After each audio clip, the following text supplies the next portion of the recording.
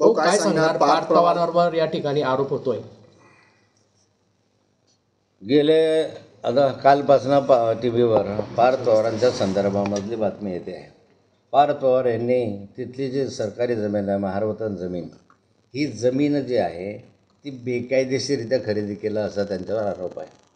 जी जमिनीची किंमत बाजारभावाप्रमाणे 1000 कोटी रुपयाच्या वर आहे, ती जमीन त्यांनी 300 कोटी रुपयामध्ये खरेदी केली.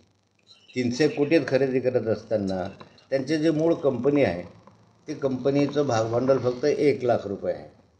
1 लाख रुपये असताना 300 कोटी रुपये त्यांच्याकडे आले कसे, कोणाकडनं गेले, कोणाच्या खात्याकडनं ते वळते झाले, अशा अनेक प्रश्न त्याच्या माध्यमातून निर्माण होत आहे. दुसरा प्रश्न त्याच्यामध्ये आहे की जमीन खरेदी केली, खरेदी करत असताना यामध्ये जी स्टॅम्प ड्युटी भरली गेली, ती स्टॅम्प ड्युटी राज्य सरकारकडून 2 दिवसामध्ये माफ झाली.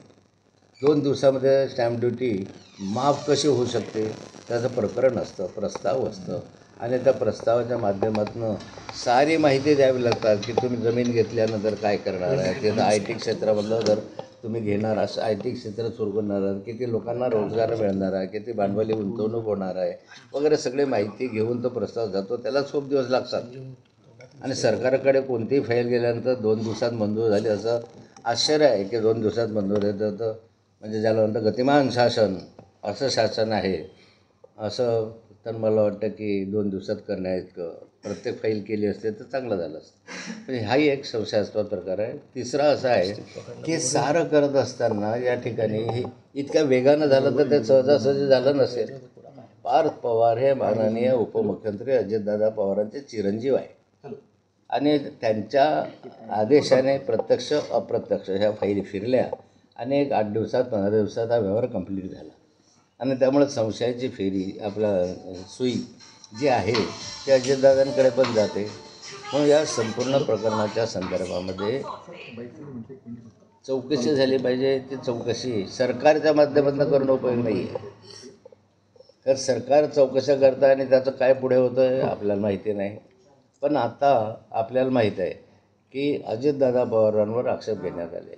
स्वतः देवेंद्रजींनी आक्षेप घेतला होता 70,000 कोटी रुपयाच्या घोटाळ्यात, आणि 70,000 कोटी रुपयाच्या घोटाळ्याचे पुरावे संभाजीनगरला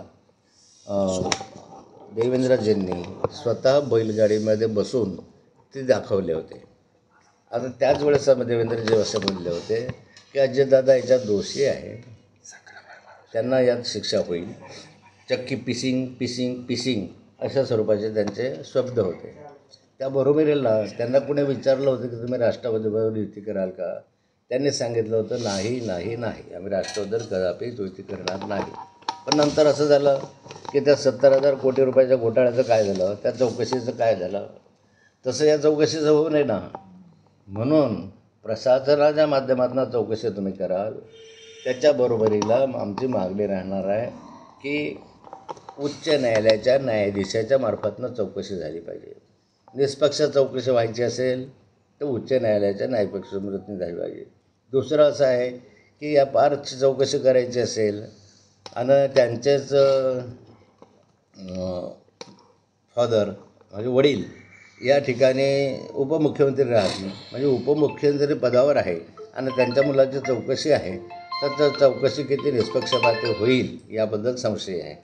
आणि म्हणून या ठिकाणी ही चौकशी चालू असताना किमान चौकशी पूर्ण होईपर्यंत तरी माननीय अजितदादा पवार यांनी आपल्या पदाचा राजीनामा दिला पाहिजे.